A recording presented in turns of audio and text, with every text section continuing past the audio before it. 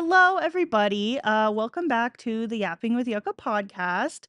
Today, I am joined by Sofia and Zain, and we are going to be talking about books again. This time, we're going to be talking specifically about fiction books that we've all read that have informed our activism. So, yeah, hope you guys are excited. One thing I want to say before we get started is it's really hard to summarize fiction books without really giving spoilers. So just like a general spoiler warning for all the books that we talk about. We'll try not to get into the nitty-gritty details too much so you could still read the book and enjoy it, but we're going to spoil some of the books cuz it's really hard to like summarize them without giving spoilers. So yeah, just prepare yourself for that. Yeah, so my name is Kineo. I use she her pronouns. I am a Yucca member and I'm sure you guys know me by now, but I am the podcast host and podcast editor. So I'm really excited to be here with you guys again. The question I'm asking everyone today is, do you prefer fiction or nonfiction books? And personally, I prefer fiction books. I used to really not read nonfiction like at all, especially because I was in college and there's just too much information for my brain.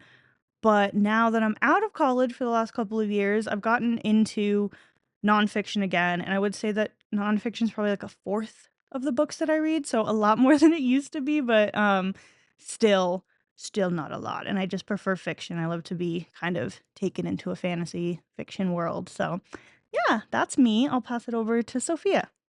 Hi everyone, I'm Sofia. I use she, her pronouns. I'm the organizing program coordinator for Yucca. Um, I think I prefer fiction also. I've read a lot of really, really good nonfiction books, as obviously we did a podcast episode about those too.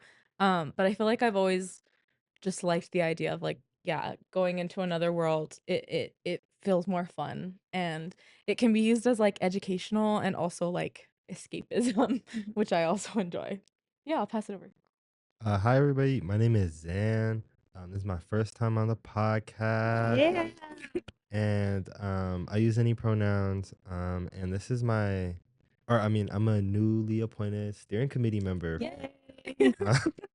As far as the question goes, though, for if I prefer fiction or nonfiction, I would say I generally prefer fiction, but I do like just because also like what you guys are saying, like it is just kind of nice to be carried along on a story rather than kind of just hit with depressing facts. Yeah, Yeah. right. Yeah, that's so But real. I do like memoirs a lot too. I don't Oh, yeah. know where we fall on memoirs as I mean they're nonfictions, Yeah. Yeah.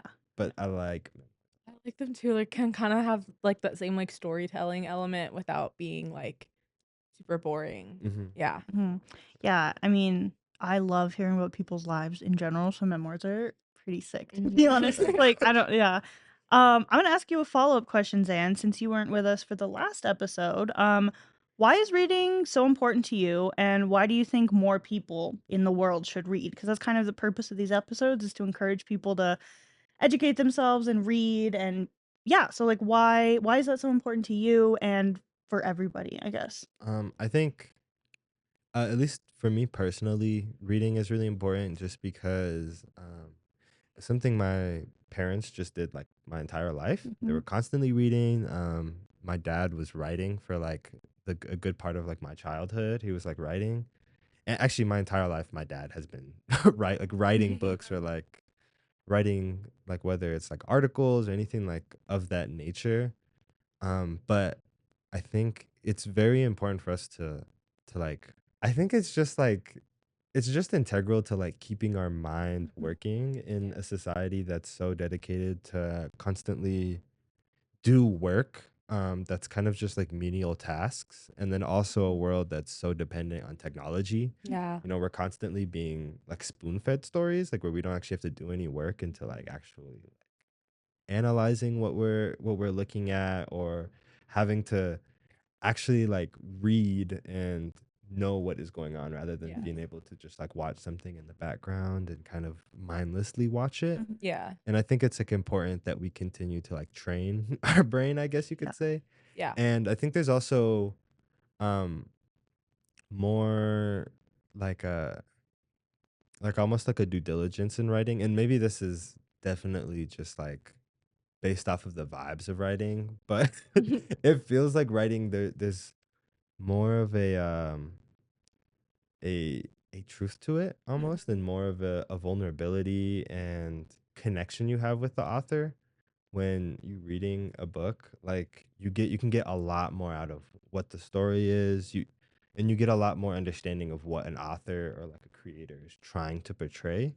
While in a lot of other forms of media that we're given today, it is based off of our interpretation, and it is based off of like very much so the surface level of what a story is. So Yeah. I think it is good for us to like constantly train our brain, but also like have to look deeper into Mhm. things. Yeah, So, totally. Yeah, I love like, I read a lot, and it's kind of hard sometimes to switch between authors, like, so fast, and different writing styles, but to me, it almost feels like I'm challenging myself extra to jump from, like, a fantasy fiction book into a memoir or into, like, a contemporary fiction, and then, like, kind of have to retrain my brain to, like, what the author is telling me specifically, if that makes any sense. Like, one author is explaining things in one way and using, world building and using different, like, metaphors and similes and stuff, and then you jump into another book, and it's kind of like a shock, and you have to, like, take the Like time to adjust. actually, like,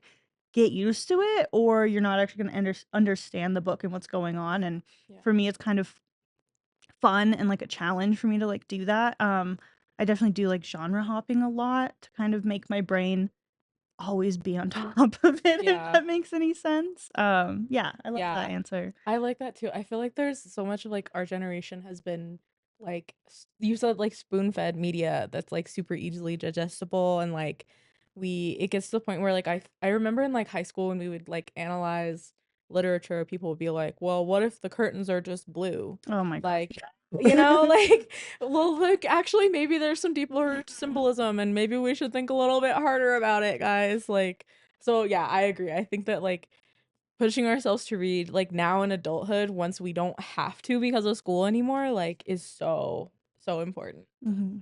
mm, Yeah, Yeah. cool. Um, so yeah, kind of like along the line of reading a lot of books and having choices, like, we are talking in the podcast today about some suggestions that we have, the 3 of us here, but our social media manager, Zoe, who you guys met in the last podcast episode, she put together an Instagram post with suggested books that all of our members sent to her, and, it's actually not the last of it. She's gonna do kind of like a series of posts talking about, so by this time, there might be a couple of those posts out, but go to our Instagram, you can find, like, this list of suggested books that you guys can all read, in addition to the ones that we talk about in the last podcast and that we talk about today. Yeah, it's like a really, really awesome post, and it's really cool to see, like, the ones that I suggested and that I'm actually gonna be talking about today, highlighted in that. I also wanted to give a shout out to one of our followers, at a Espo child, AESPO wait, AESOP child, on Instagram. They also mentioned books that they like, so those were Care Work, Becoming Kin, No Shortcuts, and Empire of Illusion. I will be putting links to all of those books, in the description of this episode, along with the ones that we talk about today, so shout out to our Instagram follower. Thank you so much for commenting and engaging with us, on social media about books that you like. And if you guys are listening, go to that post and comment some books that you think that other people should read in addition to what we've suggested, what we've talked about today. We really just like we all love to read, and we really want to encourage people to find more books. And I believe that there's something out there for everybody, even if you don't consider yourself like a reader. There's definitely something out there, that you can find that resonates with you. And yeah, so just wanted to give that cool shout out. Shout out to Zoe specifically for making that post. That was really awesome. And yeah, keep commenting, keep liking, subscribing, etc. But like keep commenting books, and I'll try to shout them out in more episodes as we go forward. Yay. Yeah, so with that, we're gonna jump into the books that we want to talk about today. Again, a spoiler warning, just like in general for all of these, we're probably gonna be giving away major plot points because it's really hard to talk about them without that. But yeah, I guess I'm gonna go first. Let me just grab this book real quick. So my first book is called Hotel on the Corner of Bitter and Sweet. I'll put the title, the cover up here. So this book is set in 1986. Well, 1986 and the 1940s. It jumps back and forth. But it is it's a story of a young Chinese boy he lives in Seattle during World War II, and it kind of just it tells the story of the racism that he deals with as a Chinese person, and the racism that Japanese people also dealt with at the time.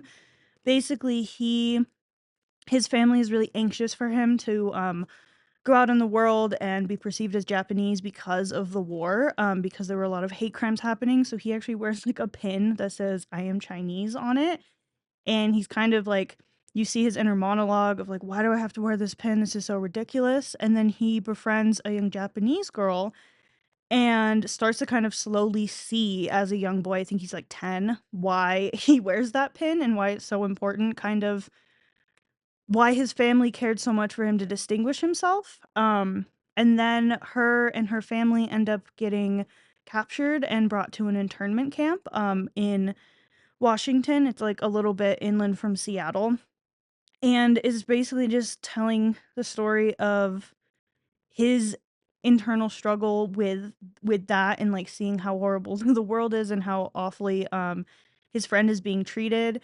And he goes to like visit her and her family, and then eventually they get disappeared by the government, and they moved to who knows where. And that kind of back and forth it's like 50 years later, it's jumping forward to him 50 years later, still not knowing what happened to her, and slowly kind of going through a journey of finding her again. And at the end of the book, it's kind of unclear. Like, I think that he finds her, but sort of that's not the point. It's telling the story of like real life, not real life people, but like what it could have been like to be a person, an Asian person that in that time, and dealing with all of the racism and the disappearing of people during World War II. So it was a really, really good story for me to read, because I think that a lot of the time the books I've come across about World War II are from a European perspective, Yeah. and sometimes from like a white person in America perspective even, or like a French or a German person of the time. And not that those stories aren't important, but this was the first story that I read that really showcased like what it was like, the other side of it. And like there were so many people, so many countries and people involved in that war, and like I knew that people were put in internment camps and disappeared. But yeah, I guess just seeing that story, and especially from the perspective of this young boy who like doesn't even know he experienced racism as an Asian person, as a Chinese person, and then he didn't even know the depths of it for like a Japanese person in his same community. So yeah, it was just really beautiful, really heartbreaking. Yeah, and I this was one of those books that I just kind of like randomly picked up at like a library book sale. And was like, that seems interesting. I love a heartbreaking book, and it was just so much more than I ever like thought it could be. So yeah, cannot recommend this more, especially for people who like historical fiction, which is my favorite genre. So yeah, yeah, So guys, that's so yeah. cool. I remember when you were reading about hmm this when you were reading this, you were telling me about it, but that sounds really cool. I think there's a lot, like a huge lack of stories about like World War II from like Japanese perspective specifically, and like hmm Japanese internment camps in the US are like Yeah, it's such a very like underlooked part of that history. So yeah. that's so And cool. I think to me the key part of it, and like I knew this happened, but it was the fact that like her family got displaced and disappeared basically. And especially part of the story is that like this young girl he was visiting her and her family and like bringing them gifts and things like that, and then she started to like share resources with the other people, and kind of like the people in the camp sort of built their own little community because they lived there for years. Like this the 1940s, it takes place over I think 5 or 6 years, and 4 of those years is him visiting them at the camp, and then suddenly they're just gone. And it's not like the whole camp was moved, it was like her family and like the people who were organizing this community aspect within the camp were like moved and disappeared, and like it broke off that connection for him, and it just shows like in the 50 years later how much that broke his heart and how he never really, like let that go, and how confusing that was for him at such a young age. So Yeah. yeah, your guys' turn. You want to go next? Oh, yeah. Well, I was just thinking that reminded me because one of my dad's like really close friends, Mike Tagawa is his name. He was like born in a Japanese internment camp in Really? Seattle. Like probably the same one that it's Oh talking wow, about. And I was yeah. like, Shit. Yeah. like, dang, like that's super intense. And I know that a lot of those families they end up getting placed in like black neighborhoods too, right? Really? Like they're in I know in Seattle, like there is a historical connection among like black families and Japanese families because of their placement inside of these like areas. Like in like the segregation wasn't just like segregating black people, but Mhm. also segregating Asian people. And a lot of times it includes segregating them together. Yeah, actually a part of the story that you just reminded me of is there is actually a black character in this story. He was friends with the young kids, and he helped the kid, Henry is his name, make a connection, with somebody who was, like, like, bringing food to the camp, and that's, like, that friend of his, I can't remember the character's name, but he helped the young kid, like, get to his friend. Um, and another thing too is that part of why Henry didn't understand the racism, even the depths of the racism he was facing, was because Chinatown and Japantown were, like, separated. It was, like, one part of town, but then there were all these different sections, and, like, his parents didn't want him going to Japantown and vice versa, and that was, like, part of, like, the barriers he started to, um, overcome was, like, actually visiting other communities even though they were right there, but, like, I guess just they were so separated, and, like, his family even was trying to make that separation, like, so that he didn't have to deal with that deeper level Mm. of racism and discrimination, and yeah, it was probably a year ago that I read this book, so I'm not remembering, like, all of the details, but the point, I guess, too, is, like, why I love historical fiction, too, is, like, there are real life stories that these are based on, too, so, like you were saying, this is a history that is real, and they talk about a lot of that, like, within this story, so yeah, pretty good. Yeah. Okay, your turn, Soph? Me Yeah, turn? Okay. me Can you turn. hand me Parable of the Sower? Yeah. Okay, so the first book I wanted to talk about, and I've talked about it before on the podcast because it comes up in my mind in conversation a lot, is Parable of the Sower by Octavia Butler. This book I just read for the first time like earlier this year, and I've been told for many years to read it. You can tell I tabbied the hell out of it. So I'll just read the blurb because I think it describes it pretty well. So it was written in the 90s, so it's a dystopian about the 2020s. So right now it's super, super relevant. When global climate change and economic crises lead to social chaos in the early 2020s, California becomes full of dangers from pervasive water shortage to masses of vagabonds who will do anything to live to see another day. 15-year-old Lauren Olamina lives inside a gated community with her preacher, father, family, and neighbors, sheltered from the surrounding anarchy. In a society where any vulnerability is a risk, she suffers from hyperempathy, a debilitating sensitivity to others' emotions. Precocious and clear eyed, Lauren must make her voice heard in order to protect her loved ones from the imminent disasters her small community stubbornly ignores.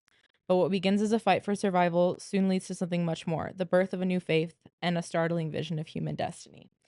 So, have you read this book? Okay, I've read the graphic novel There's version. a graphic novel version? It's super good. Wow, I want to read it. I wanna read that. That sounds so cool. I had our friend group like read this for a book club a couple months ago. So this book like is super relevant. First of all, it's about like climate change and economic crises and like a lot of the like just random little anecdotes mentioned of like, oh, water is super expensive, or like there's people on the streets, like just felt really real and like current. And I think this also like validated me a lot because so the main character Lauren Olamina, she's like kind of like more aware of like the societal stuff that's going on outside of her community, but her community is gated, like they're super like locked in. Um, and she's like, "Guys, like, shit's gonna hit the fan, like, people are gonna break in." And so she's trying to, like, figure out how to, like, warn people and prepare people without, like, freaking people out. So it turns into like a whole long journey where her and a couple of other people end up going to like try and go northwards to find new like land to live on, and she ends up like spoilers, she ends up like losing her whole family, and like the whole community gets like burned down. And it talks a lot about like faith in a way that's really interesting because she kind of like doesn't vibe with the way she was raised in the Baptist church with her dad as a preacher, but then she like kind of creates this whole new religion, which we talk about that forever too. But yeah, this book is really, really good. I think it's the first like um one of the first, no, not the first. It's one of the like OG dystopian novels, I guess, is what I'll say. Like this is what is cited a lot when we talk about dystopian books and like Afrofuturism specifically. So yeah, highly recommend this book. I think I gave it like a 4.5 stars out of 5. Um, I've read it multiple times. There's also a sequel. It was supposed to be like a trilogy, and then she passed before the third book ever came out. I haven't read the sequel yet because it's so heavy. It's so Yeah. heavy, but yeah, that's Parable of the Sower. I will say I read this book in our book club. I thought it was a really impactful and really well-written book. However, I did not enjoy 1 second of reading it. Like, it was It's hard. difficult. So yeah, like, multiple trigger warning. I would look into this book a Yeah. little bit before you read it. It was I think it's a sign, though, of how impactful and how important it is because, like, when I was reading it, I was just, like, on edge the whole time Yeah. and, like, anxious, which it talks about real life stuff and, like, what a lot of communities already go through and, like, what we could go through, like, when and if and when, I don't know, when things get worse. Right. Right. Um, yeah, but yeah, I would, like, heavy trigger warning for this book. It's Yeah. really good, but holy shit. Mhm. Yeah. Yeah, one of my favorite parts about, or not favorite, okay, I shouldn't say one of my favorite parts, but one of the things that I really like from the book in terms of like stuff like I think is imminent in our like country, and I think is like very reflective of how our people are, is like the company towns. Yeah. Yeah. Oh my God. Yeah. Like and I don't know, and I remember I read this and then I watched have you guys watched Sorry to Bother You? Mm-mm. Oh my god, I Yes. watched it like a little bit after again, and I was like, oh my god, the company towns are like the same thing as like that. It's And the it's same thing. like that's what's gonna like that's the type of stuff that they want to Uh, do, or like Amazon workhouses and Right. stuff like that, or like Or you live to this, work. you Like, live to work, and it's yeah. like it's so it's such a like it's such a great deep commentary on how our society is, Yeah. yeah. but I was when in our book club, I was saying that I wanted, like, a whole story based on, those characters that come in near the end, who were from the work towns and they had Yeah. kids. I was like, "I want a spinoff or, like, a whole Right. other" Their like, I need, like, a backstories. fan fiction or something of their stories because, I just, like, I wanna know so much more about that. Mhm. So, that was, yeah, one of my favorite parts too. Yeah, there's so much to talk about with this book. Well, I want to highlight just like one quote because like this um like resonated for me like as like I see this a lot in the work we do in Yucca as like young people, and we're always like praised by older people for Mhm. like, oh, you can see it, like the young people are gonna save us, and they're gonna like, especially after this last election, everyone was like, America used to be so cool, and No. like yeah, right, like Wrong. incorrect. Like so yeah, okay, so I'll just read this quote and then we can talk about it. Things are changing now too. Our adults haven't been wiped out by a plague, so they're still anchored in the past, waiting for the good old days to come back. But things have changed a lot, and they'll change more. Things are always changing. This is just one of the big jumps instead of the little step by step changes that are easier to take. People have changed the climate of the world. Now they're waiting for the old days to come back. Ugh, So, God. yeah, The good old the days. good Make old days, America like great again. that in that sense, like I think this has a double meaning. Like literally the climate has changed. Like literally we've fucked up the earth so much that like we won't be going back to the way it was before that. and people are still, especially older people, are still kind of delulu about that. So yeah, that quote really stuck out to me, and it's like almost right in the beginning too. So Mhm. yeah, that is Parable of the Sower. Highly Really, recommend. really good Definitely book. look up trigger warnings. There's a Yeah. lot. But yeah, really good. Worth the time. The quotes in that book are so Lauren has so many quotable parts and Yeah. like constantly just dropping Yeah, dropping. literally. I wish there was like an actual like is it God seed? Is that what it's called? Earthseed. Earth seed. I wish there was like a way to actually have the earth Like seed. read the whole book. Oh my god, Oh I my know. god, I was yeah. thinking about that I'm gonna too. join the cult. I'm I gonna it's interesting because I kind of interpreted that the book itself was her like Earthseed book. But maybe that's just me reading into it because sometimes at the end of like a story, they're like, like, I'm and this gonna was it, right? like at The Outsiders where it's like they start the story over again, kind of like, so that's sort of how I interpreted that, like this was her book of Earthseed, but maybe not. Yeah. Um, I think it's like it's interesting because each chapter starts with yeah, a quote from Earthseed, the Books of the Living, but then the rest of it is like journal entries from yeah, her. So like it's all still her writing, and obviously her journal entries are the way that she ended up creating Earthseed. But yeah, okay. Do you want to go next? Yeah. Okay, so my first book is this coverless book of God of Small Things, The God of Small Things by Arundhati Roy. This is her debut. Most of her work is nonfiction, but this is a fiction. It takes place in Kerala. There's a specific town, but I don't remember the specific town off the top of my head. But and it surrounds these two twins, and it's kind of told from their point of view, and it takes place in two different time periods. It takes place in the current present, which is the 90s. I don't know if it's early or late. I think it might be early 90s. No, 1996, I think. That's my guess. But it takes place in the 90s, and then it goes back to when they were kids, and it's constantly leading up to this really, really big moment that happened, and then after this moment, they got separated. And it's a lot around and about colonialism and the impact of British colonialism in India and how it also affected the caste system. Because it's pretty heavily about the caste system. So you have these two characters that come from this family that have a big pickle farm or like pickle jarring company in their city, and they're kind of like leaders of this, or not leaders, but they're like they have some amount of power in the city, or had some amount of power in the city, and then the company just kind of went down after their uncle took over, and a lot of like the bulk of the story does take place when they're younger, and like leading up to the events of this moment that happened.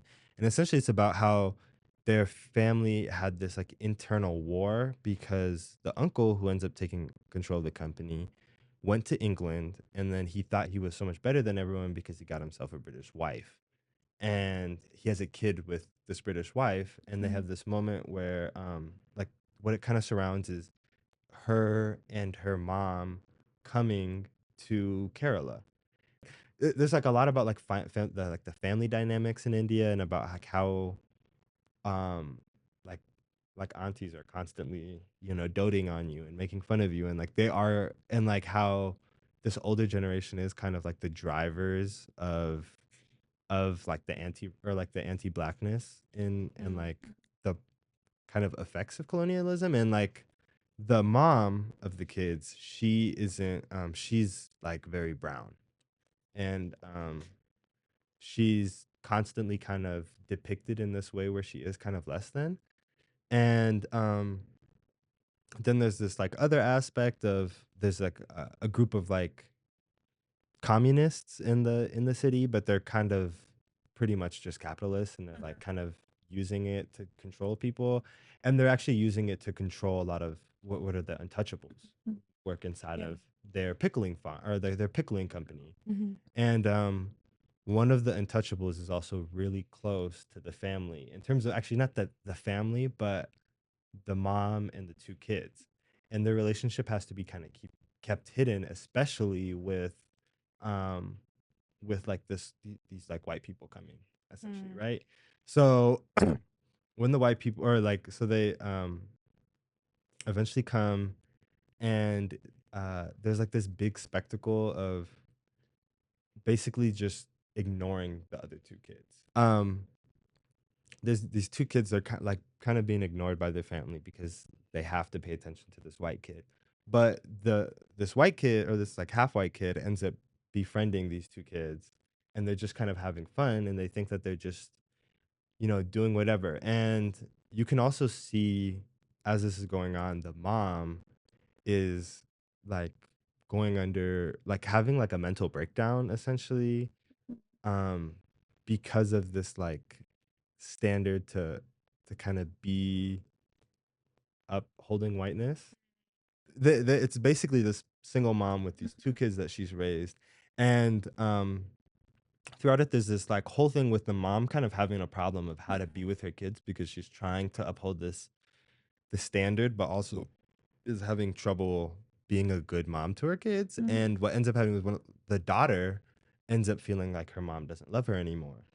And she also deals with this because her parents were the same way, or like the mom, like her parents didn't really care for her and they beat her because their dad was like just an abusive piece of shit. And and then it turns out that the other reason why the mom is struggling so much and like having so much turmoil is she's actually in love with the un what- Untouchable. yeah, the untouchable. I was going to say unforeseen, unshakable. I was like, see that, but yes, the untouchable. She actually is having like an affair in a relationship that has to be completely kept hidden, and it's the only time she feels real. And she's like going through this, and she locks herself in her room, and the two kids, they're like, okay, whatever, we want to have fun with Sophie Mole, which is the little white kid. So one of the nights they go out and they take this boat and they cross this river, and in the midst of crossing the river, um it's like pouring down rain, and they get swept off across the shore, and they're all like drowned, but Sophie Mole doesn't know how to swim. And she doesn't know how to like especially swim in the current of a river, which these kids have been doing like their entire life. So they get out and they're okay, and they think Sophie Mole can swim because that's just what kids can do. And she has them drowning. So they get terrified. So after the kids escape and they realize that Sophie Mole isn't going to be found, they just don't know what to do. And so they kind of try to keep it a secret and keep it hidden and like keep it under the rug. And they just, I think they just go home. I don't remember exactly what happens, but what I do know is that the Velutha, the untouchable, his dad sees him with the mom, right? Because him and the entire reason why they had the boat in the first place was because the mom would take the boat over across the river so she could see him, and they would have their affair. Uh-huh. So then the kids found the boat. So they try to take it over, and then they break the boat, and then it becomes this whole thing. And then one of the times Velutha comes home, and the dad sees Velutha doing the thing. So then he goes over to the grandma, tells the grandma what happens, and then the grandma calls the police, and the police come and they kill Velutha. And the kids, so this is the part that happened. I'm pretty sure they see it happen because they went to Velutha after the event. And then it ends and then it goes back to the future. So after this whole thing happened, one of the twins stops speaking. Like he doesn't speak for the next like 20 years. And in the present, he's not speaking anymore. And he gets sent to live with his dad now because what ends up happening is the mom goes under a complete mental breakdown. Like she completely freaks out and she just can't like do it. She can't handle it anymore. And like there's this really like, and then she kills herself. I think she kills herself after that too. And then there's like, yeah, it's like really heavy. And there's like this really deep scene where the daughter who in the midst of all of this event has felt like her mom didn't love her anymore because of the whole thing with this white kid, and like she has to burn her ashes with her uncle who also just doesn't care for her, and she's just like completely broken down. And then like you can also see how it plays out with her present relationship where she's just like she doesn't almost feel like she deserves love is kind of what it sounds like, because she was like in this relationship where she wasn't loved, and then she comes home looking for love, coming back looking for love. And the same thing is kind of going on with the other guy, the other twin. He's just been back, and he just hasn't felt like a human since the events. And it ends with making like incest love, which is like the most like out of pocket, Yeah. most random ending, and it made no sense. At least in my head, it makes no sense, but it's how it ends. Cycles of trauma, I guess. Yeah, it's like, Yeah. Yeah. but it was really beautiful. Yeah. Like the whole book was like Yeah. really beautiful, but the ending was just so weird. But Yeah. it Sometimes was extremely captivating.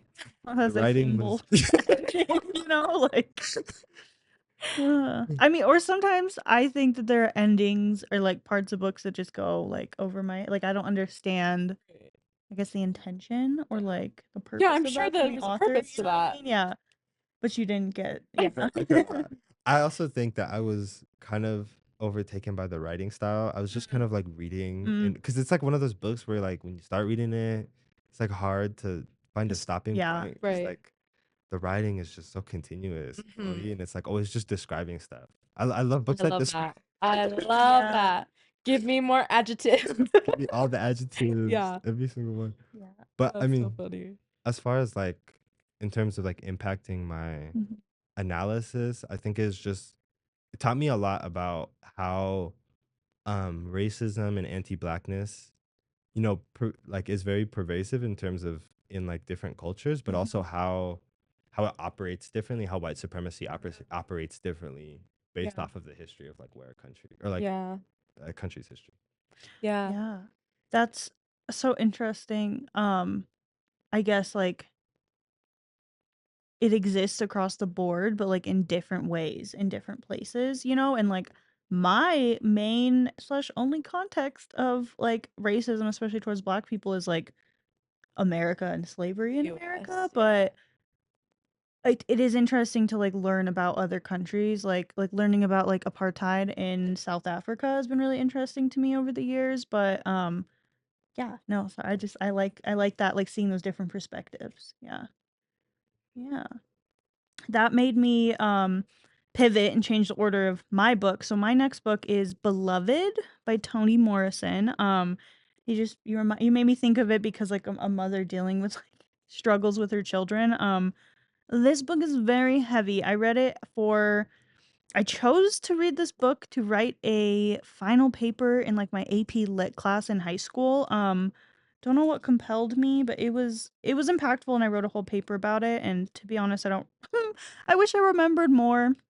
But Toni Morrison is amazing. An amazing author, and this book has been out for a while, so I'm not too worried about spoilers, but essentially, um Seth, I think I called her Seth in my mind, is the main protagonist. She was uh born a slave in Ohio, or she escaped to Ohio. She was a slave in the South and she escaped, and she had 4 children total, but basically it's another like back and forth in the future with like flashbacks book. But essentially the main thing that happens in this story is she escapes slavery, and then the slave owners follow her and try to bring her back, and she is so horrified and distraught and does not want her and her children to go back.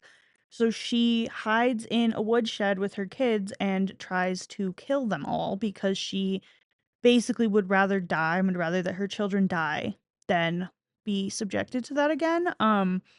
She only succeeds in killing her oldest daughter. She has At that point she's pregnant with a daughter, and she has two boys and a daughter, and she succeeds in killing her one daughter, who we never learn her name because um basically she's buried in a grave marked Beloved. And in the future, so it flashes forward in time, I think 20 to 30 years in time, and she ends up being haunted by the ghost of the daughter that she killed. And I don't remember all of the details, but it is magical realism and also just like her dealing with this like psychosis of dealing with the fact that she did that, I guess, like reconciling with it. And yeah, it's really well written and pretty heartbreaking. And I think for me, it was the first book that ever showed me, I guess, just how horrible slavery was. And like, it sounds weird to say, but like, just I guess kind of the realities of it and the fact that this mother would rather die and kill her children than go back to that. Yeah, this book fucking broke my heart, shattered it into pieces, and like I've never been the same since reading it. And Toni Morrison is just like an amazing author. Yeah, so it's been a long time since I read it, but I would highly recommend it. And I do think that like it lives rent free in my head to this day. Like I still think about it a lot. So Yeah. yeah, Yeah. I've never read that one. I've been told to read it a lot too. Yeah. Love Toni Morrison. I have a Toni Morrison book on my list too. yeah, yeah. I've read some of her other books, but I think this being the first of her books that I read, and it was so impactful, and also like when I read it, I was analyzing it to write an essay about it, and so I think just like a lot of it like really stuck with me. But it has been a couple of years since I read it, so yeah. Yeah. Hmm. That's like devastating. Yeah. Oh, it's awful. It's Yeah. horrible. That's devastating. I think that there have been some stories since that replicate kind of that. I mean, and maybe it wasn't the first depiction of a mother feeling like that was her last option to protect her children, and I feel like that was kind of that's how I interpreted it, was she was like, "I have no other option. I'm going to be taken back now." And not even like she was gonna be taken back, but she was like, I can't let my children be brought back to that." And in the end, they weren't. I don't remember the exact details, but her sons both live and they're alive in the future, and she has her other daughter. She was pregnant at the time, and she had another daughter, and they all live and are free in the future.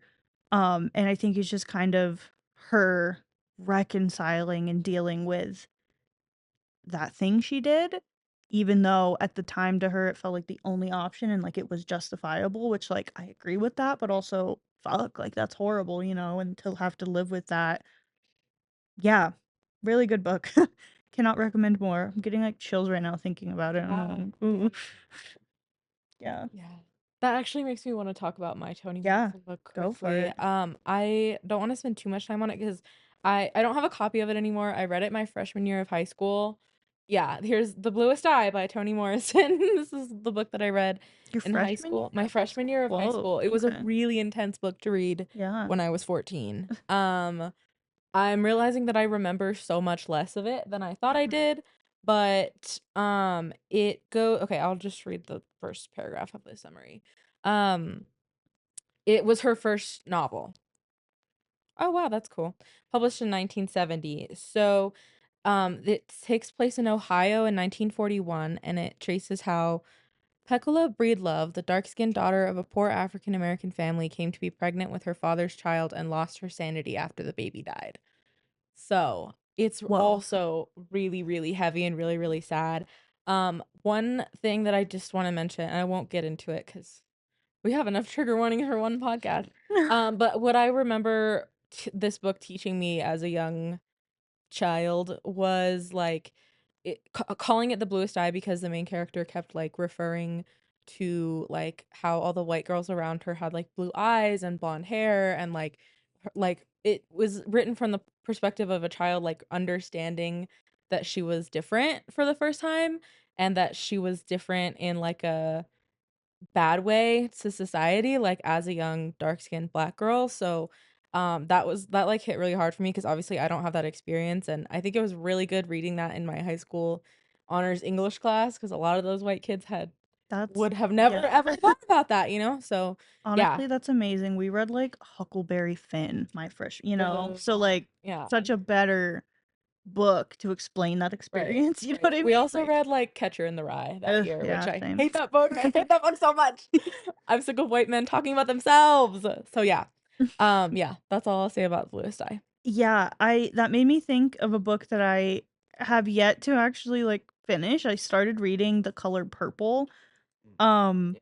and it was similar themes. It was assault and incest and just, like, all of this pretty awful stuff, and, to circle back to Parable of the Sower, that's, like, a lot of what happens there, and I Yeah. guess the point I'm trying to make is that shit is real and that happens, and that is a large part of the experience of people of color in this country is being treated like garbage, being treated like shit, and having even within their internal family systems, like, all this awful stuff that Yeah. happens and being taken advantage of, and I do think, like yeah, to preface, none of the rest of my books are like, none of them are happy. None of them have these, like, happy, Me neither. positive like, conclusions, I guess, like, some of them have, like, hope, I suppose, but that's the reality of it, I guess, to say, and, like, part of why these books inform my activism and even though I didn't enjoy reading Parable of the Sower or Beloved, really, it it it still taught me a lot, and it still, like, exposed me to experiences that I will never have, and I never could, like, understand without reading these books, so I'm eternally grateful to these authors for putting this stuff in books because it must be really painful to write about, your communities, in such, like, a real way and, like, highlighting all the harm and everything, and it must be, like, such a what's the word? Like, such a leap to, like, try to publish a book that has those themes, but I'm, like, eternally grateful that they are published and that I did get the chance to read these, yeah, Yeah, yeah. I agree. I think a lot of like fiction books that shaped me, like, yeah, they're hard, they're tough Mhm, to read, but they're so important. Yeah, honestly, that reminded me of like just you guys talking about those both, like all three of those books. mhm, Honestly, like a lot of the books that we've read or like we're talking about. The other thing that I'm like thinking about is how like women are facing the brunt of all of like The the trauma. violence. Yeah, the Yeah. violence. And Yeah. like it made me think of this other book. It's not overtly, oh, I guess it is overtly political. Um it is like a historical yeah, fiction and it's called The Setting Sun. It's mhm, by Osamu Dazai, who also made a No Longer Human. But okay. it's like about post World War II Japan, Mhm, and it's around this family that is used to be a family of aristocrats who used to be mm, rich, and it's specifically around the journals of this woman. I don't remember her name. I read this years ago, and I mhm, wasn't thinking about it, but you guys made me think about it, and it's like she she's just having to like deal with the fact that like her way of life from before doesn't mhm, exist, and because she's a woman she can't do anything, yeah, Yeah. and like she can't like live, and it's like her like realize not realizing, but like she's her and her mom are like coming to this not this conclusion. I guess me as the author is coming to this conclusion, but like she can't do anything without like men around mhm, having to like do anything for her. And it's like her brother has to do everything for her to be able to like even like leave her city, like the town that they just lived in. And it was like so intense, and it's like the way that like society is ran, it is to like force people or like force especially women into this like these cases of like or of like emotional turmoil and insanity Yeah. essentially just from like the living conditions. Yeah. Yeah. yeah. Okay, that made me think of I was debating talking about these books and this author, but, Khaled Hosseini, who does The Kite Runner, he has, 3 books that I've read. One is And the Mountains Echoed, The Kite Runner, and then the other is A Thousand Splendid Suns.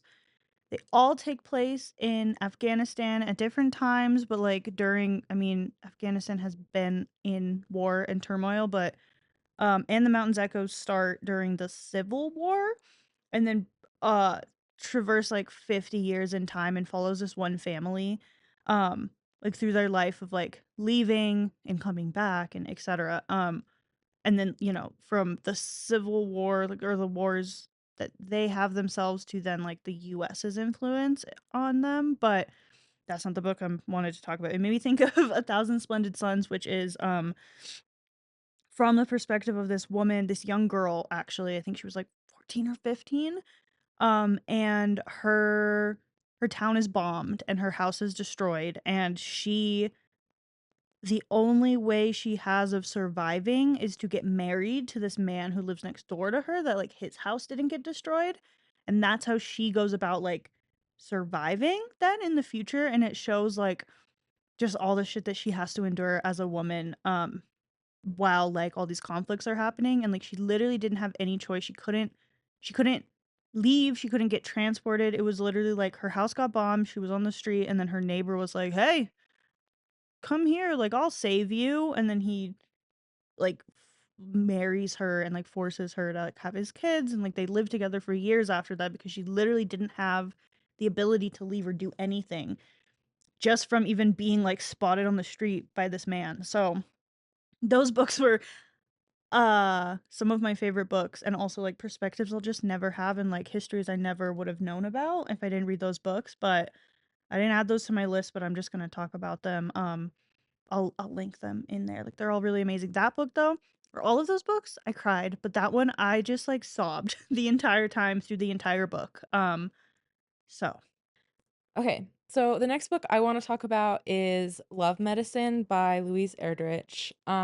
This is like a it's a novel. It's like an intergenerational story, so it's kind of has like that circular cyclical storytelling style.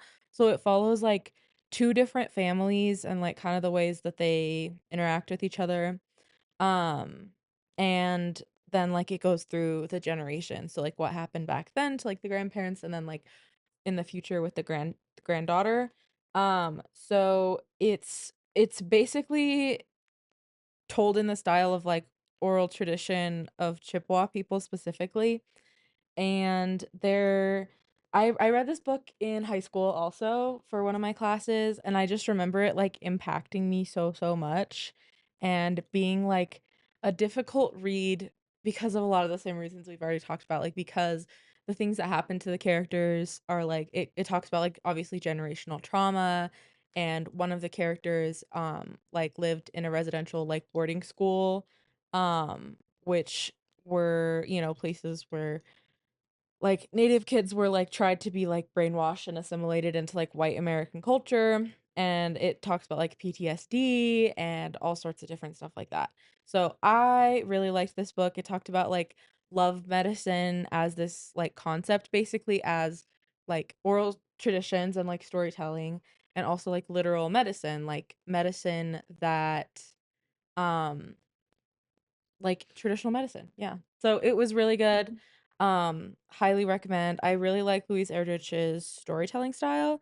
It also has a quote from Toni Morrison on the cover. The nice. beauty of love medicine saves us from being completely devastated by its power. Really good. Won a bunch of awards.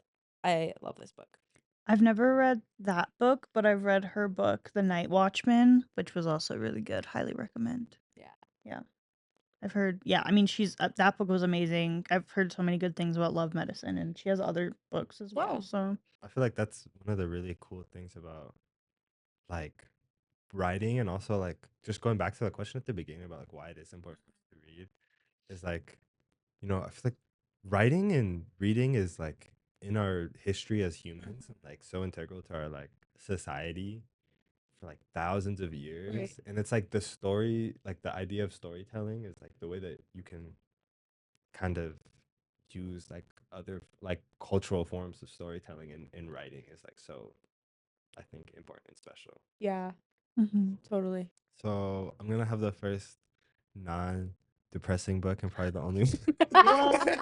That's like crazy. it's still maybe a little, but it at least has a happy ending. And I'm gonna actually do not a book but a manga, and that's One Piece. So One Piece is like yeah, Sorry. super long. um 1,000 chapter, like over 1,000 chapters, Whoa. yeah. Whoa. like way too many different arcs. So I'm gonna talk about two different ones, but I'll talk about one on this part, which Okay. is I want to talk about the second or third big arc, which is Alabasta. And essentially like One Piece is a story, it's like a pirate story, right? So it's about um this kid essentially who's just like wants to be the king of the pirates. Mhm. And the world that they live in is ruled by this thing called the world government, which has the Marines. And the world government and the Marines serve the ultra elite top, like less than Mm. 1% essentially specifically, who are like the Maryjois celestial dragons, is what their what their names Okay. are. So And um, then they're along with those players, there's also what's called the warlords, which the story is around, or like this arc is around. And the warlords are pirates who are basically employed by the world government, or essentially allowed to do whatever they want as long as they don't go after the world government. And in return, their bounty, which is like kind of like the thing of like how strong you are or whatever, but like your bounty is halted, and the Marines aren't allowed to interfere with whatever you're doing. So in the story, our crew of pirates, which is Luffy and the Straw Hats, they end up um, landing on this island, and they meet this princess who's like being undercover part of this like random organization called Baroque Works.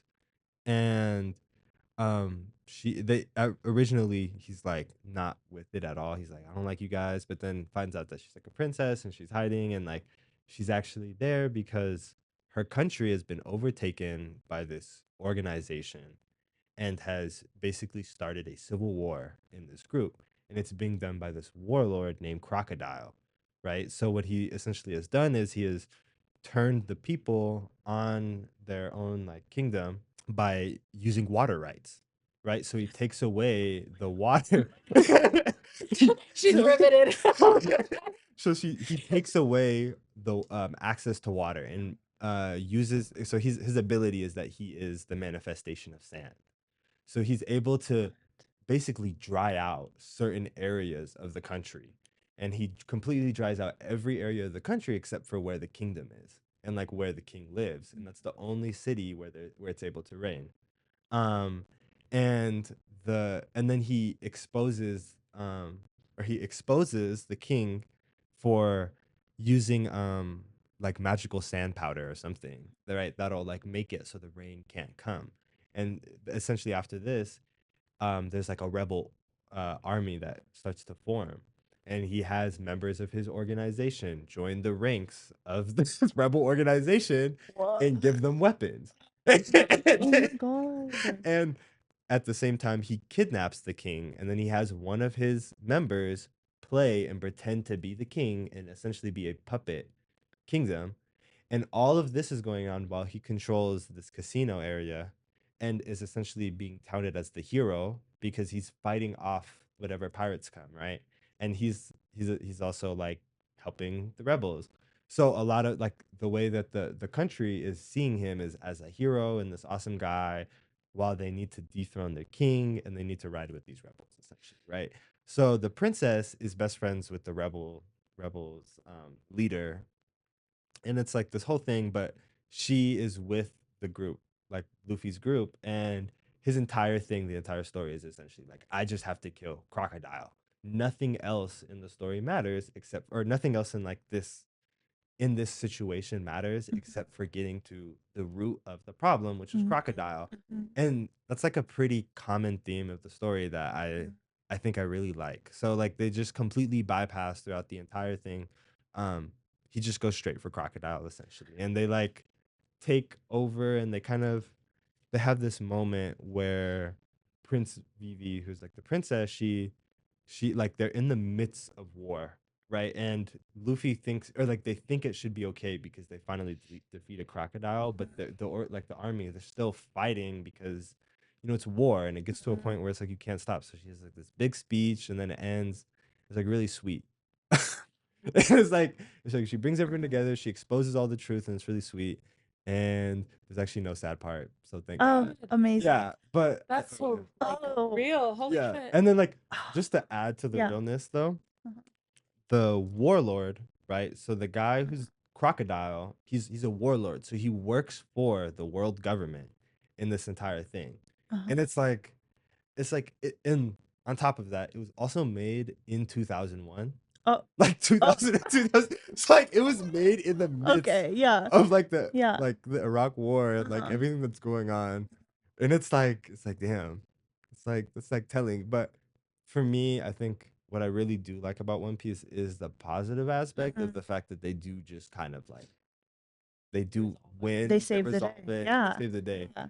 But it's also like, if you want like quote unquote freedom, or if you want Mhm. your like truth, like it really does have like it Mhm. does come about with like getting the root of the Yeah. problem. Well, okay, I think that's so interesting too that like that one character forgot their name, but they were viewing Crocodile as the root of the problem, that one person. But he wasn't, right? It was the system, and I think that just really goes to highlight like a lot of people right now are like Donald Trump is the root. If he died, then Right. everything will be better. And it's like no. Mm-hmm. No, because it's a systemic issue. Like maybe there wouldn't be this one person pushing the buttons and driving things forward, but it's the system itself. It's like the world government, the army that's fighting can't just kill the one the what is the word? Oh my god. The like podium piece or whatever. You know what I mean? Like the face of it. You can't just kill the face of the thing to actually tackle like the roots. Mm-hmm. I like that. I want to read this now.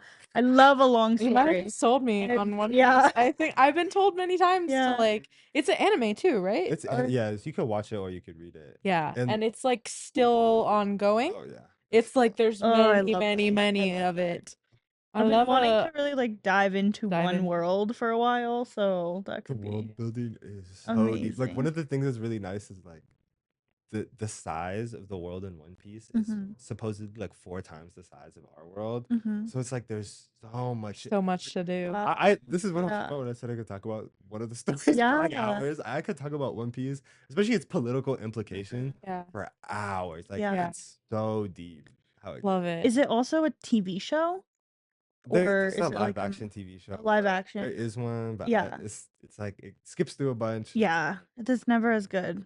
You go next. So, the next book that I want to talk about, I'm reading off my computer because I don't have a copy of it. Yeah, but it is The Street by Anne Petrie or Anne Petrie. I don't actually know how to pronounce it. Also read this one in high school. Shout out my senior year AP Lit teacher. She was really, really cool and she like made an effort to like have us read books by people of color, period. So this book was written in the 1940s and it takes place in the 1940s. It's about it follows a single mother named Ludi who has a 8-year-old son and they move into an apartment in Harlem in the 1940s and it's like a really kind of like shitty apartment. And the superintendent is like kind of creepy and like it's not a super safe place. Um, but, like, that's the only option that they can afford, so they decide to live there, and she's like, "Well, it'll only be temporary, like, we can move somewhere nicer when I get more money."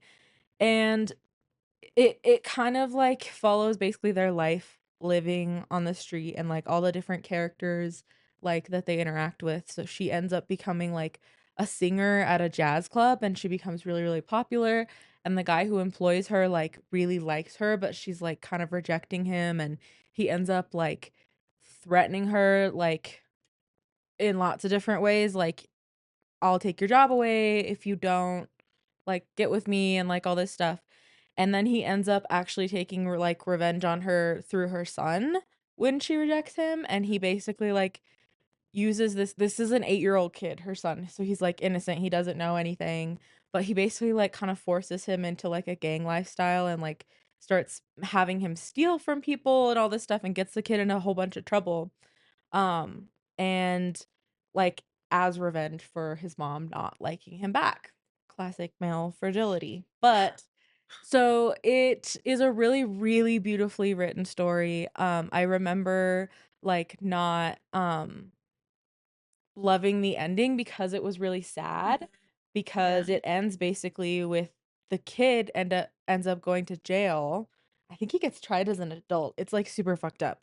He gets, like, manipulated into committing a bunch of crimes, and ends up going to jail, and she ends up I don't remember. She ends up in a rough situation. I think she gets assaulted, and the, like, superintendent turns out to be really predatory too, but it's about, like I think the message of it that I took was, like, that the street is fucked up and the systems that we're forced into are really fucked up, and we have to do different things to survive but that, like, the cycle keeps continuing.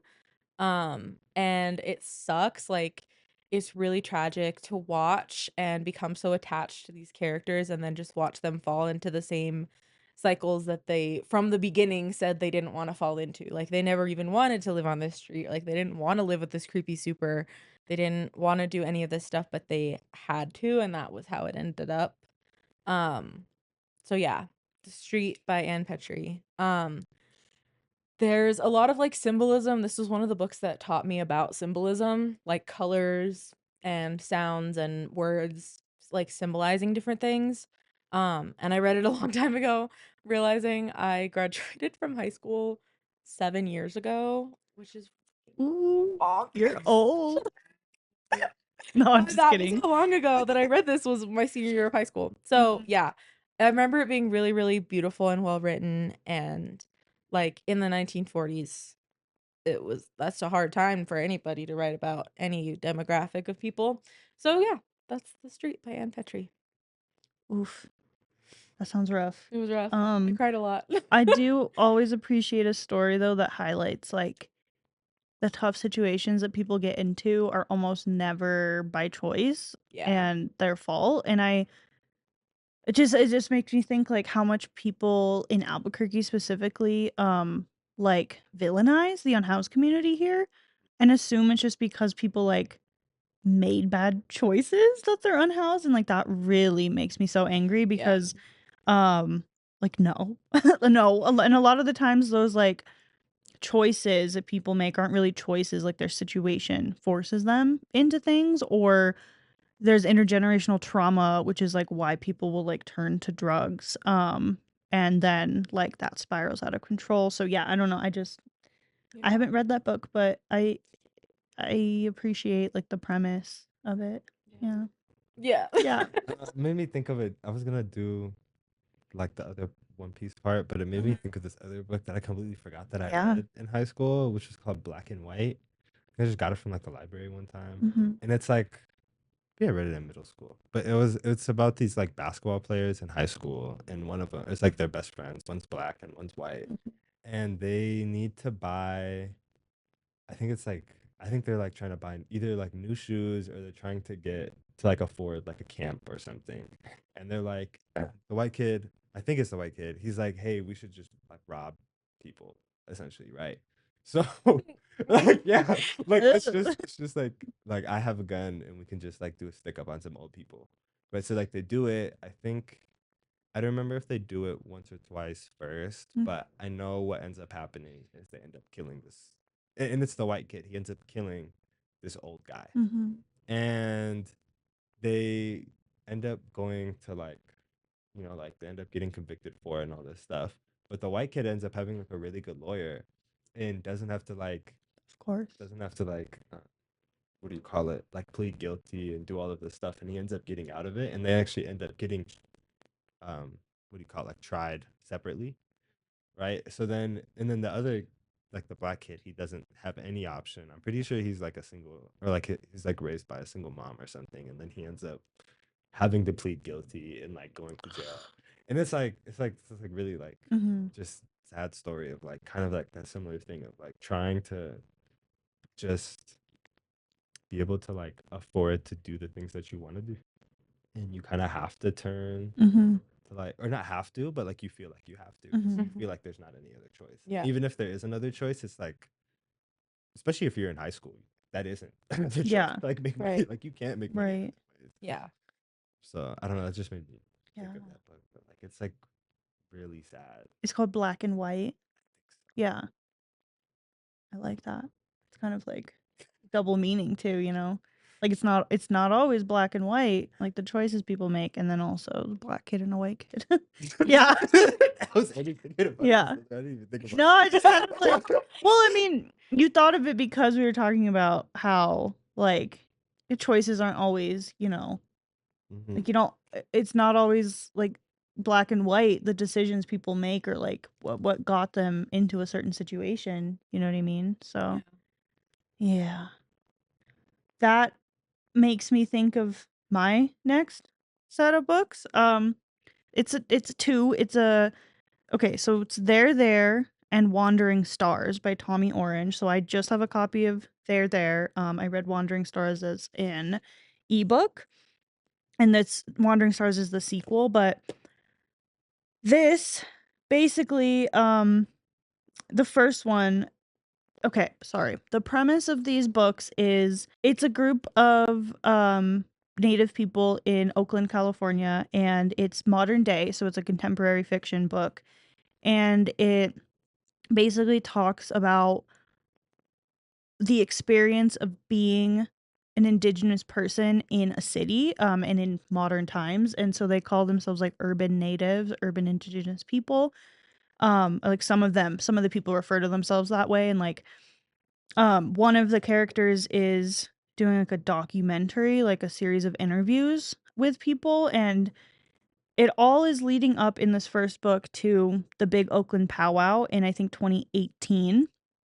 And so it is a historical fiction again, but basically there is a mass shooting at the powwow, and some of the characters that are highlighted in the story, it follows 12 people in this first book. It's like really intricate. Some of those people are the ones who do commit the shooting. And the reason I thought of this book next basically is because it shows like they're trying to rob the powwow, and it shows kind of like the circumstances that they're put into that makes them need to make that choice. And then a couple of the people that it follows end up being victims of it, and some of them die and some of them don't, and that's then where the second book takes us, is the aftermath. But yeah, so it's this really intricate story, which is basically showing like the perspectives of people, of indigenous people growing up in urban environments, and how they can still stay connected to culture, but also in a lot of ways can't. And it talks about like their intertwined history. And then in the second book, it goes all the way back to the Sand Creek Massacre, which then one of the characters from the first book is like the great grandchild of this person who survived the Sand Creek Massacre. And then it talks about Alcatraz in San Francisco, and kind of just like goes forward in this story. The first book touches a lot on mental health and alcohol abuse among native communities, and the second one talks about like opioid addiction, like actual like pills. And it talks a little bit less about alcoholism, but also just like still substance abuse and like what led people to have that. They're really good. They're very heartbreaking. They're written really really well, really interesting, and like it all kind of ties back, and there's just like so many characters that are involved. But yeah, it I will say these books do the second book, Wandering Stars, does have a positive ending. It ends on a hopeful note, and it like concludes the story. Not concludes, a lot of the people are very young, but it does end on like a note that's like things will get better and we will keep trying and keep pushing. That the first book, when I read it, I was like, what? I need the next book right now. I was like so mad at how it ended, and I'm so glad that there was a second book, and the second book was like somehow even more in depth and like meaningful. So yeah, I feel like I didn't give like too much away, hopefully, and I would highly recommend these books. Yeah, so Tommy Orange, brilliant, amazing. That's on my Yeah, list for sure. yeah. Those two are Read on my both, just like set them in queue together. Just like I've it's have you ever read like a book and a sequel that it's like it could have just been like not like it could have just been one long book, but it's like you have to just go right You have into to the keep going. next one. Right. You Yeah, have yeah, to yeah. keep going. Totally. So yeah. Okay. My last book that I wanted to talk about a little bit more in detail. I also don't have a copy of it, but it's Ceremony by Leslie Marmon Silko. This is a little bit more like local. It takes place in New Mexico on Laguna Pueblo. So it basically follows Teo, who is from Laguna Pueblo, and he's a World War II veteran. And it follows him and like kind of his like recovery post war, and like coming back home. So him and his cousin Rocky enlisted in 1941. And then Rocky died as a prisoner of war, and so he's like kind of if I'm remembering this right, I think he like hallucinates Rocky a lot, which is really sad. Um and it talks about Teo's mother, Laura, who struggled with life on Laguna Pueblo Reservation and spent much of her time as a sex worker in Gallup, New Mexico. She conceived Teo with an unnamed white man who Teo never met, and Teo was largely raised by his uncle Josiah, his aunt Thelma, and her husband Robert, and his grandmother. And so Teo bonded with his aunt's son Rocky, and they treated each other like brothers. So it's really, really rough. His cousin slash like brother, basically, they go to war together, and he dies. So as the novel starts, he's been discharged from the Veterans Hospital where he spent several years in a heavily drugged state. So he has really, really bad PTSD, and that's like a huge trigger warning for this book. So back with his family, he has post-traumatic stress disorder that prevents him from reintegrating back into his old life. His life spirals out of control, and he attempts to murder Emo, who is one of his like buddies from the war, who hates Teo for being part white. So it's like it's a lot in this book. It's like identity crisis from like he's half white, but like doesn't know that side of himself at all, but like is kind of hated for it sometimes. And then it basically describes his journey, like going to try and heal. So going to different medicine people to do different ceremonies to heal from the trauma. So he goes to like one that ends up like not actually knowing how to help him because he doesn't realize like the intensity of like the Western violence that he participated in as like a US veteran in World War II. And it goes through like a long story. I won't give it all away, but also similar storytelling. I think a lot of like native authors use this style of storytelling of like I guess you could call it flashbacks. Like in a TV show or a movie, it would show up as like flashbacks, but like circular storytelling. Like it's not all like chronological the way that most novels that we're familiar with are told, but it kind of goes back and forth and around and around. Because that's how time is, you know? Anyways. So, yeah, ceremony. I also read this one in high school. I don't think my teacher knew what he was telling us about. I don't think he knew the depth of what this story Mm. meant. And I think it impacted me a lot. I remember feeling really, really heartbroken. This was one of the first books that I read, like that talked about or I guess this is one of the first veteran perspectives that I ever heard. Mhm. Like what is like the effects of war and what does it mean to be like a native person in the war, like fighting on the side of the US. And like all the shit that they go through when they're back. And he was like trying to kind of like reconnect with his culture and ceremony and basically the ceremony ends up saving him in a lot of ways. So that's what the book is about. It's about ceremony, it's about life, it's about the war and Laguna Pueblo. So yeah. That's actually so cool. Yeah. Also cool that you read that in high school. Like, even if your teacher didn't know the depths, like shout out to your high school Yeah, I teachers, know. man. They did good. They did. I They did did good. not read. I read Zoot Suit in high school too. That's so cool. Yeah. Yeah. Yeah. We read Ceremony in my sophomore year American literature class, That's so which cool. was the same year that we read The Crucible and Great Gatsby. I hated Great Gatsby. Sorry to anyone who likes Great Gatsby. I hated that book. I thought it was poorly written. And so this was like the one Ceremony was like the one diversity read in like American Lit. Like I think that they were getting I Interesting. think it was new that year that they added it to the Mm. curriculum because they didn't have any native authors in the American Lit curriculum, which they chose a good one. So, yeah.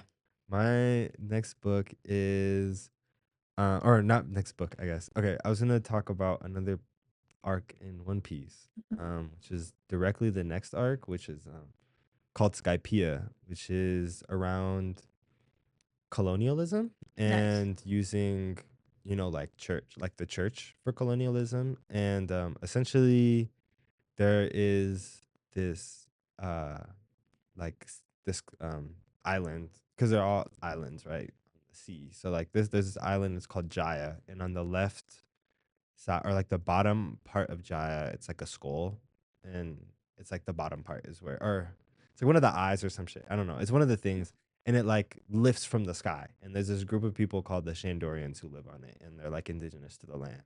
And the sky gets like raised up, and it's like a city of gold is actually like what it's supposed to be. It's like supposed to be the city of gold, and they they get onto they're now into the sky, and they um basically, like, there's this group called the Skypeans who live right next to them, and they are in like what's called Sky Island, and they see this big piece of Earth just appear, and decide that it's theirs, and they go over and yeah, That's mine. that's fine. There. They call it Verth. Spanish flag. Choop. Yeah. So it's called Verth, and they go over and they decide to make it the land where their god will live. Whoa. And they say that essentially this is Godland now. This is God's country. God's country. Sorry. So many connections to the real world. Right. So then all of the people now of Skypiea are love Earth. They love God Island. It's the place that they think is like was a gift from the heavens. And when part of the thing is like in yeah, like the city, in the golden, like the city of gold, there's a bell that rings, right? So when it gets up, there's like like this bell like rings loud as hell, and it's like it was the crying of the heavens, essentially saying that it was giving them the city or like the land. Of course, of course. And basically, the Shandorians are forced to not live, or like forced to like not have their city anymore. But they're still allowed to exist for an amount of time. So then skip another like 300, or I don't know how many years. I think it's like 300 years or something, or maybe 200 years. It skips forward to the present, which is like where we're at, and our like crew of pirates, they're trying to find this Skypiea. They're trying to find this like city in the sky, because it's like, what the fuck? Oh, there's a city in the sky. I want to get up there. So they end up getting up there, and they're kind of just like confused. Like right when they get there, the people who like Skypiea, they charge you like $1 million to enter, right? And if you don't pay $1 million, you can still come in, but you're officially like an enemy of the state, and you're a class 10 criminal. And then the more things you do, like you get lower and lower class tier of criminal towards the god now. And then after, it's like, you guys can stay here if you want, but now you guys have to pay $7 million instead of 1 million. You have to like increase the price. But you guys could still stay. So it's like okay, this is a little similar. And then it turns out that there's actually a new god, right? And so this new god is this guy Anel, who's from a different sky island, and he has the power of thunder, or he's the element of thunder, right? So like he's just like zapping people and straight crucifying people whenever they want. But with his addition, he's completely kicked out the Shandorians, and he's essentially like started to like kill them off, right? And he's also killing off these Skypeans. And when the crew gets up there, they're the Skypeans basically just like shit on them, and they like try to essentially sacrifice them to their new god Enel, because they think that'll make sure Enel will keep them safe or whatever, right? So they go and they try to save him, and then they meet these group of Shandorians, and they like learn about like what's going on essentially, and they're already trying to beat Enel. So then it's kind of like solidifies it. So then they, beat the guy who's the god or whatever, and like the island is set to be basically back for the Shandorians. And like then there's like this whole other then there's like, I think that's the thing with One Piece, is like there's like the subplot is extremely political, but the main plot is only like partially political, because it's still just kind of going along with the story. But it was really interesting to watch, or like to watch and read, like um just about how like there's just like this group, and it's like such a almost one-to-one identical thing to how colonialism operates in the real world, of like taking over a piece of land and then charging you to come on it, or not even allowing you to come on it at all, because it's now our sacred thing. And it's like the whole vibe of it is this like manifest destiny, like, oh my god, actually it's so like it's so Israel coded, because at the end it's like there's this there's this thing about like two-state solution stuff and like like wanting it to be like the land for both of them to share. And it's like, Yeah. this, The Holy Land. yeah, Oh it's my god. literally the Holy Land. And it's like Wow. so fucking crazy watching it. It's like, how is this even possible? And then the real kicker is that both the Skypeans and the Shandorians 800 years ago or something were sent down because they actually come from the same group of people. So actually, this really deeply ties. Now that I think about it, it really deeply ties with Israel and Palestine. They're from the same group of people, and they've been sent down. And it's like there's three different factions, and they're like from the moon. And one faction ends up in Skypiea, and then the other faction ends up on the land as the Shandorians. And the Shandorians are like a darker group of people. I don't know how intentional it is, but at the Probably same time, very it's a, intentional. it's like damn. You have me so convinced to read One Piece. Like Yeah. I'm gonna go. I have like that Hoopla app. Shout out public library also because I have this app called Hoopla and it's specifically a lot of the time for audiobooks too. But like that's where I read my comics on. That's where I read comic books. Yeah. Is that app? It's like goes through your library, but also goes through oh my god, what is that thing called? Libby. It Libby. goes through Libby. Yeah, so like their partner apps. Yeah. Oh, we're supposed to shout out the library. Yeah. Yes, Shout we out should library. Yeah, I was gonna say because my last book. I have too many books. I'm so sorry, guys. But my last book is called Libertad, by Bessie Flores Saldivar. It just came out recently, I think in 2024. That and yeah, so I don't have it because I rented it from the library and I just read it. So shout out libraries. Anyway, it is about it's set in Honduras in 2017, which is an election year, and basically it follows the main character, Libertad. It follows her. She's a high school senior at the time, and it's an election year, and basically, so it throws back to it looks back at 2009, which is when the liberal president of Honduras was kidnapped by the U.S. government, because he proposed to the people, "What if I ran for another term as president?" Because in Honduras they can only serve one term before 2017, of course. Anyway, and so he proposed that to the people. He's like, "You guys want to vote on it?" And then the US government was like, "No." And then they kidnapped him and then they appointed a conservative president. And then years later in 2017, there's a different conservative president. So the Conservative Party has ruled the country for the last 8 years. So for 2 terms of the government of the presidency. Sorry. And that guy didn't even ask the people. He's just like, "I'm running for another term." So unconstitutionally, he ran for another term, and it basically goes through this her senior year of high school. So it starts in February, and then the election is in November. So that's kind of like the baseline plot of it, and there are protests happening.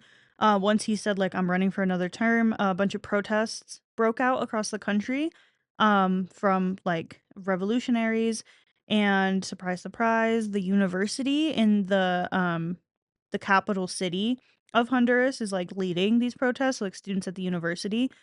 And her brother is a student at the university, and it basically she discovers that he's also protesting, and that a bunch of students and just people in the revolution have been disappeared over the last like many, many decades. So it's kind of murdered or disappeared people disappeared by the government. So that's kind of like one of the plots of the story. The other plot is that she is gay, and in Honduras that's illegal and also like culturally not okay. So like very conservative country, and she comes out to her or like accidentally comes out to her brother and he's cool with it, and then her mom finds out and her mom is not okay with it, and so it's kind of this whole journey um that she has of like reconciling like with that. And she's like, "I know I'm gay, like is this the place for me? Like there's all of these protests and everything." And kind of the title on the quote on the back of it is like, "What do you do um when you love your country but your country doesn't love you?" And so that's kind of what she's going through. So there's all of this political turmoil, and this is a part of history, but basically the Liberal Party during the election seems to be winning, and then there's a power outage across the whole country. And then suddenly, when the power comes back on, the conservative one is winning, and then he ends up winning the election. And then something else happens, but that's a huge spoiler, so I won't say it. But um, yeah, so then there's like this outbreak of protests and like a bunch of turmoil. And it's kind of coming to terms with like, well, I guess this guy is like serving his next term as president. And like, we thought that we had won. Like, what do we do now? And it shows her basically trying to decide, like, should I stay here? Like, can I live and be happy and survive even in this country? And it's unclear at the end whether or not she leaves or not, but she does apply to go, to school in the United States, like on an exchange program. And she does get in, and then she's deciding whether or not she's gonna go. And at the end of the book, we don't really know, but that's not really the point. It's kind of, she's talking about like, do I leave to survive and to protect myself and to live this better life, or do I stay here and like fight for my community? And she's like, I can fight for my community, but like I'd be leaving them behind. And it's just this like really big turmoil, and it really hit pretty close to home on that front, where like a lot of people have this rhetoric in the US right now that like they're gonna leave and they're gonna like, move to Europe or Canada or like somewhere that's better. But the kicker to me is that her better is the United States. And she's like, this one big thing that she's talking to her friend about is like, I can be open there. It's legal there. I can get married there. But that's not the fucking reality. And like, to be fair, this book did come out in 2024, and things are a lot worse now than they were like when the author wrote this book. But it made me cry just because like her better world, her better country to go to was the United States, and, like, that's not the reality, and, like, that wouldn't be the reality for her, like, if this story was happening now. Um, one, because, like, immigrants are being, like, really heavily attacked and deported, and, like, especially students on visas, and especially activist students, which she did end up becoming. In that story, she wrote poetry, and she, like, it was implied that she would, like, join protests, and, like, she's this politically active person, so if she was on a student visa here in the United States, and specifically she was gonna go to the Midwest, so there's all those implications, and just not only being, like, an immigrant and a student activist on a visa, but, like, being gay and Yeah. coming here, in some ways it would be better, but in some ways not, and it's, like, these, like, lesser of two evils kind of a thing, and it just broke my heart that, like, the reality that she had in mind for moving to the United States doesn't exist, and never really did, but, like, especially not anymore. And, like, we're scared out here, right? Those of us Right. who live here, and even, like, me as, like, a white lesbian am fucking terrified sometimes to, like, go outside, right? And, like, that's horrifying if you think about that, right? Yeah, really good book. Couldn't recommend it more. There's a bunch of poetry throughout, and it's also, like a Spanglish book, so, like, most of it's in English, but there's a lot of Spanish, like, dispersed throughout, so, like, I love that. I love having to, like, again, challenge myself a little bit and, like, translate things or, like, figure out what they're saying. Yeah, very good book. Yeah. I would definitely want to read that. That feels super relevant. I think that like stories of immigrants are like really common, and like one of the books that I wanted to put on this list, but I realized isn't technically fiction because it's based on a true story, was Enrique's Journey by Mm, Sonia Nasario, which I also read in high school. Shout out my teachers. wow. I read But that one in high school too. yeah, that's a really good one. And it's like a memoir type Mhm, um story, but I think there's a lot of like narratives about immigration that we hear from the US, like a very like US centric perspective of like it's so much better here and all this stuff, but that I like that story because it challenges all of that. mhm, And yeah. And it breaks up this like US savior mode kind of mhm. deal, because like the US in that scenario was like the reason that that country got so fucked up. And then we do Right. that to Yeah. so many countries across the global south. Mhm. Um, yeah. And it also is just, like, a really stark example of, like, a conservative government and police state, the police state that comes from that because they have their Yeah. police system. I think they abbreviate them as MP, but I think there's the military police, which is like the National Guard of the US being deployed on places and Yeah. specifically like onto protesters were like peaceful whatever, you know, Yeah. like Yeah. so that was a stark comparison and I think that to your point, I don't even think that the book does that explicitly, maybe, but to me it seemed like that was just, like, the reality of now. Yeah. It was just a Now. reflection you were Yeah, having. just a Yeah. reflection I was having, and maybe I got that because the author was making me get that, right? Yeah. But that was just a reflection I was having of, like, damn, if she did move here to go to school, she would not be safer, she would not have, like, all of these freedoms and the better life that she's envisioning by coming to the United States, so Yeah. but it does also highlight some of the reasons that people do immigrate to other countries and why people are political, climate refugees, etc. Like, you know, that I think if you are someone who is on the fence about immigration, and I mean you're probably not if you're listening to our podcast, but like, you know what I mean? Like if you have questions about it, like I think it's a good book to read to see that like these circumstances some other people in other countries do live in and like why what decisions might lead someone to go on a student visa or to immigrate. Also, it does highlight too, like in America, we are fed this narrative of like third world countries, especially in Latin America, of like the conditions that they live in that are like desolate, like they live in huts and et cetera, et cetera. Yeah. And like that's not the reality. Like this is a fully functioning city with a high school and clubs. Like the kids go to the club, right? Like, and Yeah. they refer to themselves even in this book as a third world country. And it's just, like, fucking amazing the way that the US brainwashes us to think and have this view of what that looks like for these countries where, like, in my opinion, her life is so similar and looks like so similar to our lives here. Yeah. Like, you go to high school, your family works, like, these really long hours, but, like, you live in a house with your family, and you're thinking about, like, applying to scholarships and all of these, like, better things that could be. But you also, like, have a cell phone, and you go to the club, and you have, like, your work clothes and your school clothes, you know, just, like, all of these things that are so similar to how we live here while the, like, police state exists and oppresses us. I don't know. Yeah. So, really good book.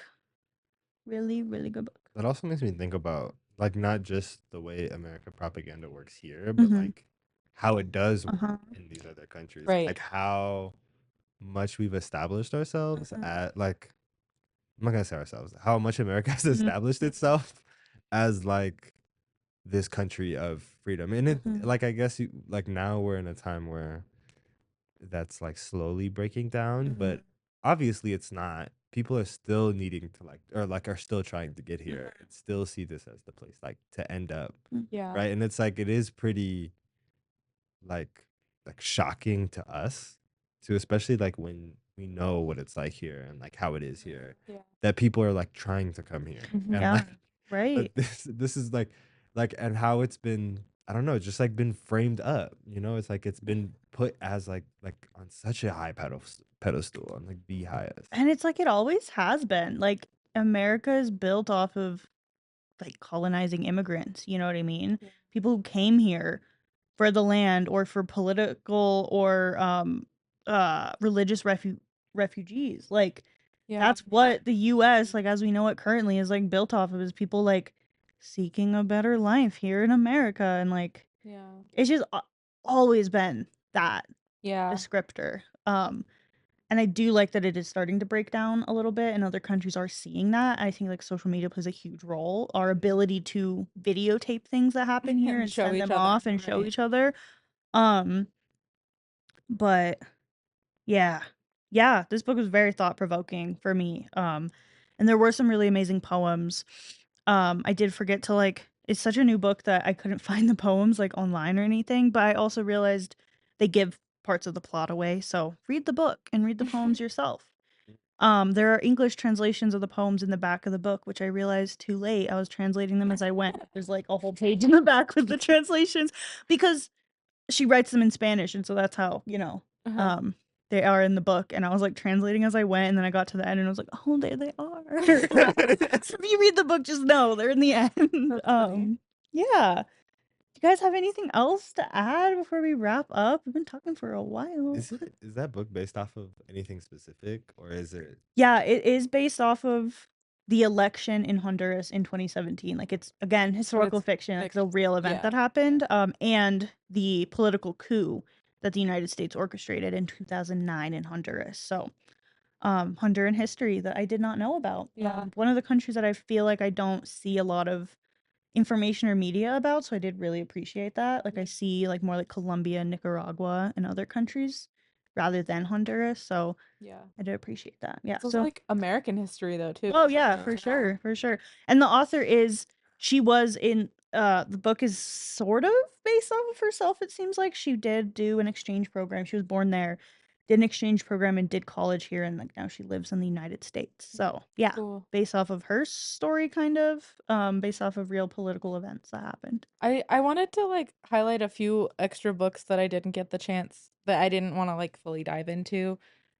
So I already talked about Enrique's Journey. I think I read that book for the first time in middle school and it was like so real and like visceral like descriptions of what it's like to cross the US Mexico border and like get to that point even, and it follows like the journey of this kid who's coming to the US. And it's that one is nonfiction, but it reads like a novel.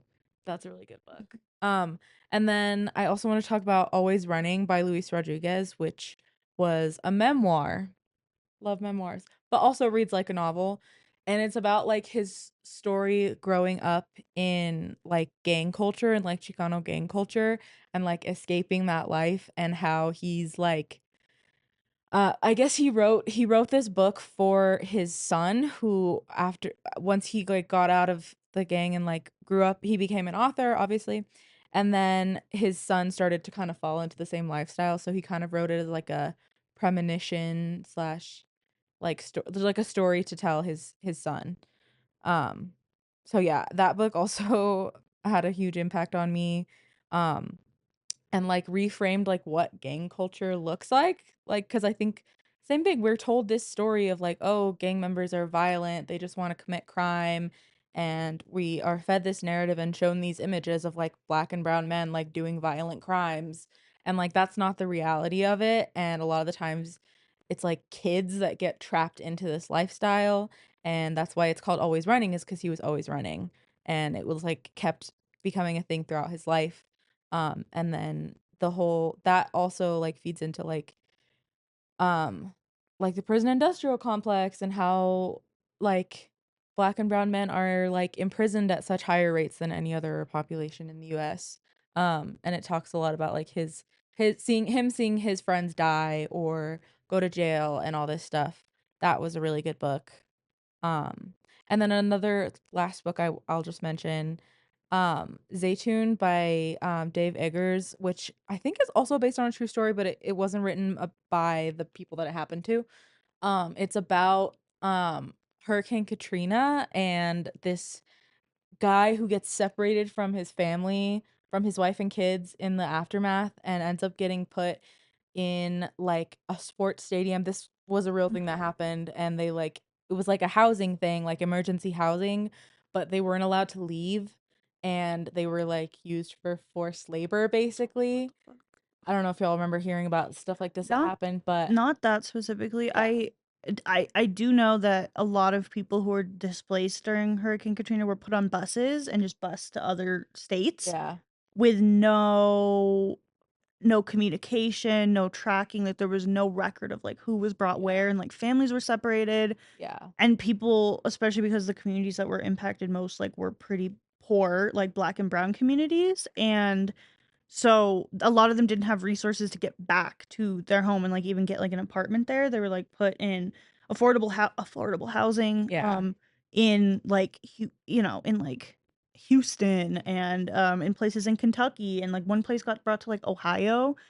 Um, so I didn't hear about that specific story, but yeah, people after Hurricane Katrina were heavily displaced and treated really poorly. Yeah, it also is like the family is an Arab family, so it's like also like an extra layer of discrimination that they're facing and like the war on terror era, 2005, obviously, Hurricane Katrina era. So this was a really good book, and this is it. The cover is like the guy, like Yeah. rowing through the streets. I feel like I read this actually. Yeah, it's really good. It was really, really good. It also won some awards. I want to read that Yeah. one. I want to read like all the books we talked about I know, huh? today, honestly. And if I for- you also, I'll put links to all of the books in the description again, and then again, like check out that Instagram post.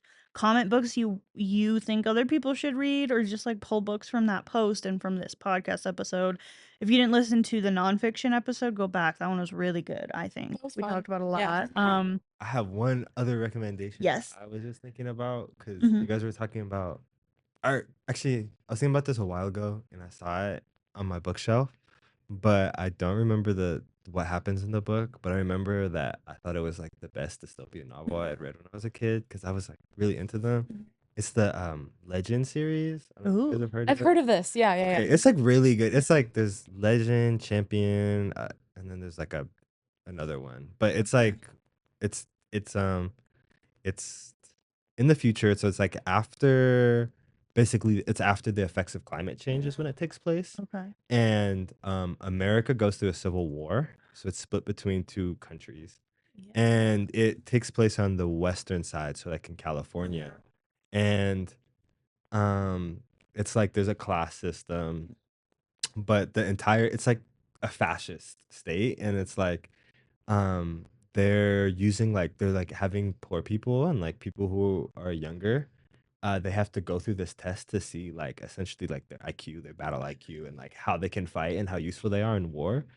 And That sounds so intriguing. it's so good. It's so good. And then the first book is about Mhm. these two characters. Like one is um like in from the poor side, and the other one is like richer, and they like end up because they're both simultaneously rebelling and going against Yeah. the system, and then they end up meeting at some point, and it's like super good.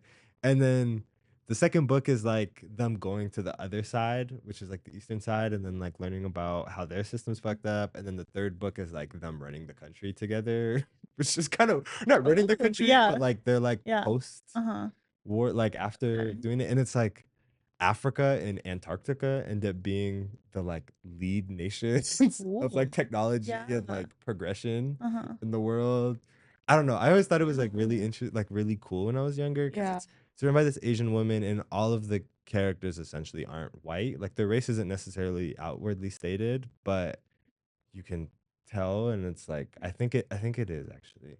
I think one is indigenous and one is Asian in terms of the characters. But it was a really good series. Would definitely recommend if you like dystopian series. Yeah. You have me so Legend. sad with your recommendations. I'm like, let's find Yeah, I'm like that. Googling these right now. Marie Lu is the author. Marie Lu. Legend, Prodigy, and Champion. She ate That's with the it. series. She Yeah. ate with that series. Cool. She has a Hell yeah. lot of other books too. Get Libby. Get Yeah, your library card. Yeah. You only go have to get- go one time. Yeah, Mhm. you have to go to the library in person once to get your library card, and then you have it, Mhm. and then you can do things online. You can do audiobooks, you can do comics, you Mhm. can do ebooks, physical books. They have movies, they have records, they have all sorts of They shit. also, the library, there are 19 public libraries in Albuquerque, so there's probably one really close to you. They are spaces where there's like free internet access, free printing, just like a nice third space to go exist, you know? I've been going to these like queer line dancing classes at the International That's District funny. Library. They have so many cool events. Yeah. Like the library, one of my friends went to like a lion dancing show the other day. So like there's like dance shows, there's classes, like y'all support your libraries. The librarians are so friendly. Yeah, and like they said, you can go in person one time and do everything online. You can get physical books like Chef's Kiss. Our libraries are Chef's Kiss. The city works really hard, I think, to Yeah. maintain them. So And go support your library. they're getting attacked a lot right Yeah. now on the federal level in terms of funding, and yeah, so now's the time to go support them and use the services. Get your seeds. Get your Get your seeds. seeds. Yes. You get free seeds. There's a couple libraries in town. You have to look up which ones. I know the library on Broadway is one of them. Broadway and, like, Central-ish, you can get 30 free packets of seeds a year per library card holder. I got some, and I put them in, like, the community garden that we have going, and they've been growing. We have, like, zucchini and, like, sunflowers and stuff, so libraries are awesome, guys. They have, like, library sales and events, and, like, I love the library. Go to the library, please. Um, or just read more. Read the yeah. books you have on your shelf Mhm. that you've never read, you know? Yeah. Borrow books from your friends. Mhm. Yeah. Yeah. We gotta, especially now that education is being attacked so heavily, we have to educate ourselves, educate our neighbors, read lots of fun books, read these challenging hard books that tell us these, like, real life stories that happen. Like, yeah, start a book club, guys. Read. Yeah. Read. Read. Ah! Yeah. And thank you guys all for listening. Leave comments on our Instagram, and if you guys want, we might do another episode based on, like, more books, or we might do, like, TV shows or movies or something. Like, if you want us to keep this media kind of podcast train going, just, like, yeah, let us know, please. Yeah. Okay. Thank you, everybody. Bye. Bye.